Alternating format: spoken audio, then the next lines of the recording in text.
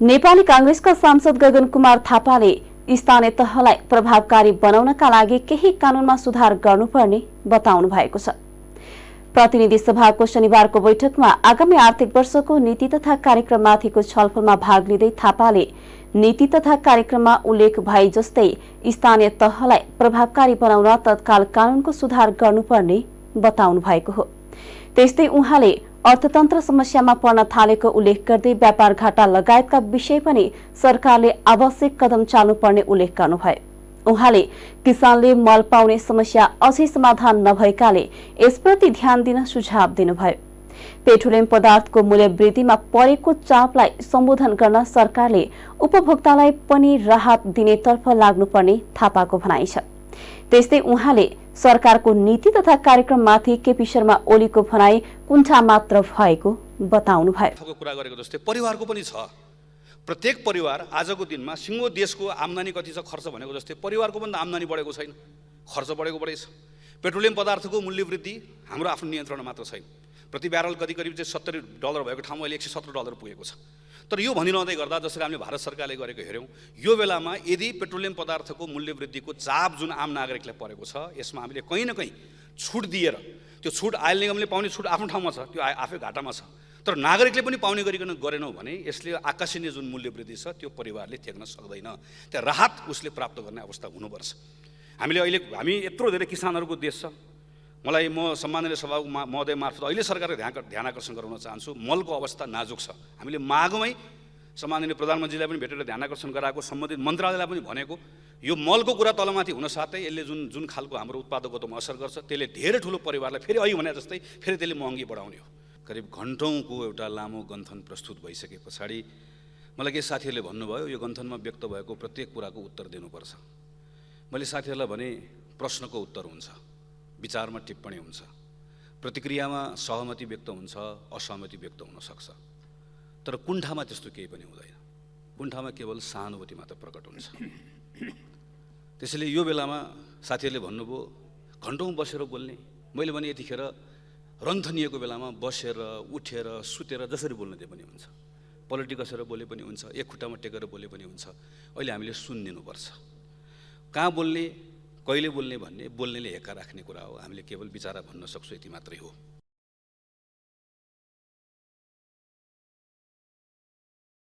छलफलमा भाग लिँदै एमालेका सांसद विष्णुप्रसाद पौडेलले सरकारको नीति तथा कार्यक्रम दिशाहीन र उद्देश्यहीन रहेको टिप्पणी गर्नुभयो।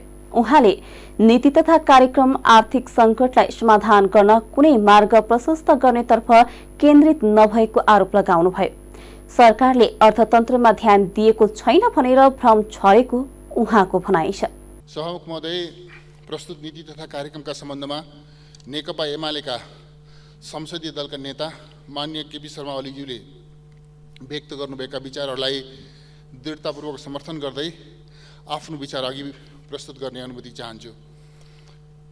समृद्ध नेपाल, सुखी नेपालीको राष्ट्रिय आकांक्षा साकार तुल्याउन राष्ट्रिय एकता, तीव्र गतिको विकास तथा नेपाल नेपालीको हित र कल्याणका लागि सम्पूर्ण सामर्थ्यका साथ क्रियाशील नेकपा एमालेका अध्यक्ष माननीय केपी शर्मा ओलीको नेतृत्वको सरकारलाई अनेक षड्यन्त्रद्वारा अपदस्थ गरेर यो गठबन्धन सरकार बनेको हो।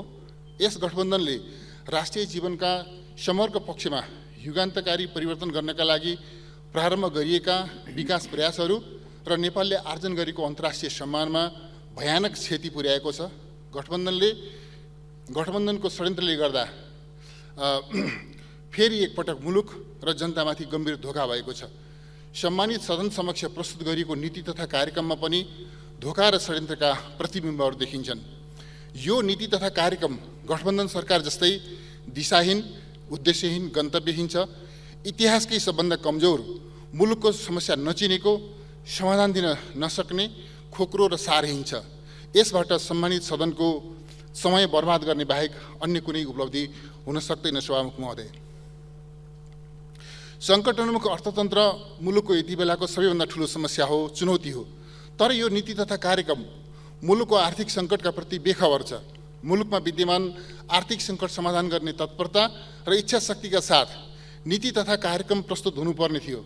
तर सरकार सङ्कटोन्मुख अर्थतन्त्रका बारेमा चालै नपाएको जस्तो गरेर अर्थतन्त्र सामान्य अवस्थामा रहेको जस्तो गरेर प्रस्तुत भएको छ। यो सरकारसँग मुलुकको अर्थतन्त्रलाई कुशलतापूर्वक नेतृत्व गर्ने र सफलतापूर्वक सञ्चालन गर्ने अपेक्षा गर्न सकिँदैन थियो भन्ने कुरा सरकारको गैर जिम्मेवार प्रस्तुति र अर्थतन्त्रमाथिको खेलवाडबाट पुष्टि हुन्छ।